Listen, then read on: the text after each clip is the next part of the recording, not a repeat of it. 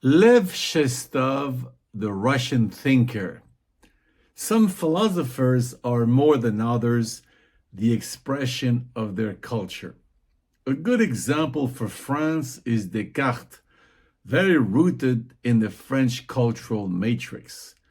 To the extent we can either say that French culture is Cartesian or that Descartes is the quintessence of the French cultural matrix.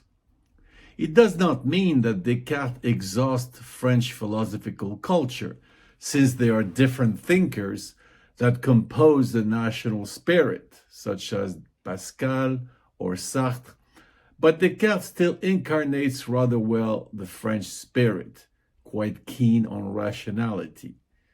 And it is frequent for French people, even the common man, to claim as a positive feature of their thinking, I am Cartesian.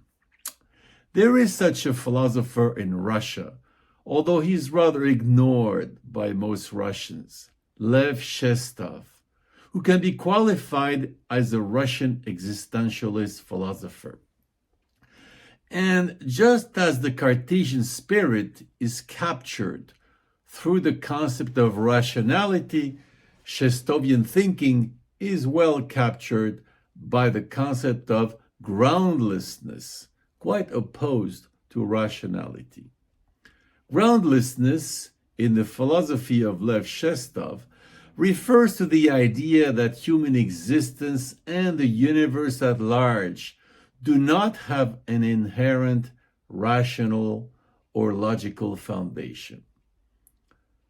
The philosophy of Shestov challenges the classical notion of rationalism and systematic philosophy, emphasizing instead the irrational and subjective aspects of human experience. Here are some key elements of Shestov's concept of groundlessness that I will present in a short and concise manner, which of course the specialist will find rather limited or reductionist, but let's do it anyhow. First, a rejection of rationalism.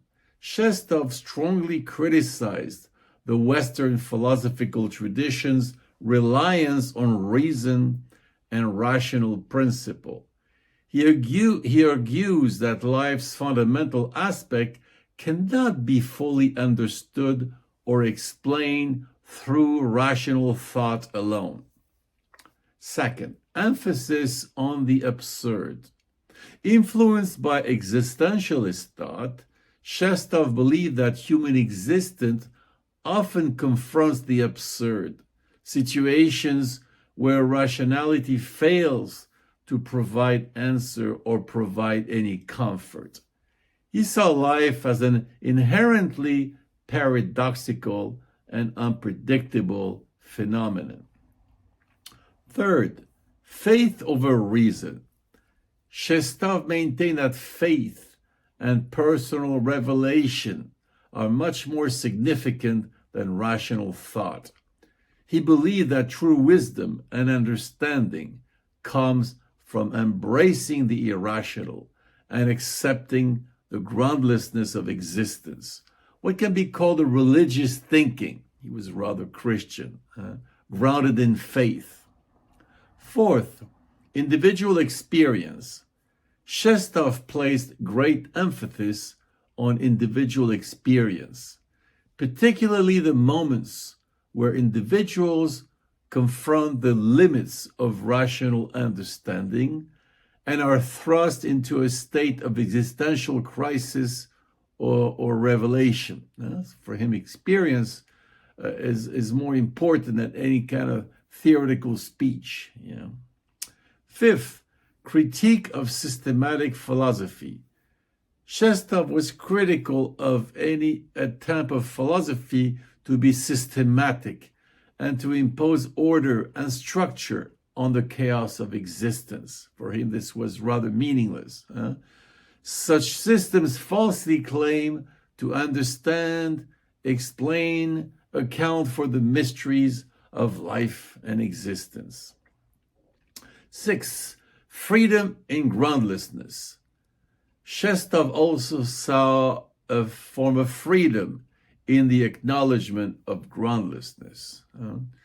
Without the constraints of rational necessity, which can be bounding and too limited, individuals are then free to create their own values and meanings, which sounds a bit like Nietzsche here. We should mention that Shestov's ideas were significantly influenced by the writings of Fyodor Dostoevsky and Soren Kierkegaard, both of whom explored the same themes of existential despair, faith, and the limits of rationality. So, in summary, groundlessness in Shestov's philosophy points to the idea that existence lacks a fundamental rational grounding. This perspective challenges the primacy of reason and systematic thought, advocating instead for a recognition of the irrational, subjective, and the role of faith in human life.